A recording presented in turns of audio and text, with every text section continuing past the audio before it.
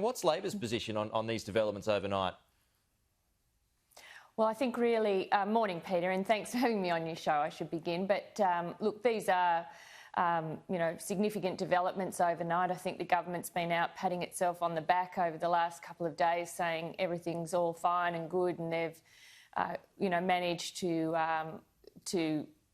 I guess, consult and get an outcome here. And it's clear that certainly with Facebook, that's not the case. So I think it's over to them now to work with Facebook and try and resolve this. Does this change your position at all when it comes to the media bargaining code? Well, we've been supportive both of having a sustainable news environment in Australia, and we have been supportive of the code. I think there was a Senate report that was released last week, but we have said from the beginning that this is for the government to land. They are the government. They're the ones that have been having the negotiations. They're the ones that know what Google and Facebook have been saying about, in discussions about the code and what would make a workable code. And it's really up to them to deliver it. I mean, I think probably their pats on the back for each other, Mr Frydenberg and Mr Fletcher, were a little bit premature, and they need to resolve what looks like being a bit of a significant disagreement between Facebook and the government. Should they step back? Should the government step back? Well, I think they've just got to land it, I mean...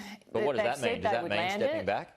Well, they're the ones that are having, I understand, conversations with Mr Zuckerberg, and, they're the ones that have got draft the code. They're the ones that are putting the legislation. The legislation has, I don't think, been withdrawn from the Senate this week. It was due to come to the Senate. So there's obviously something going on behind the scenes, but they're the ones in the discussions, and I think they need to work out how to resolve it. Right, but they have had success in Google following a similar format. You'd be well aware that Google threatened to pull out, and in the end they didn't.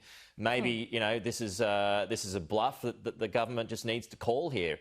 Isn't it similar, and the government should just use the same play that it made against Google?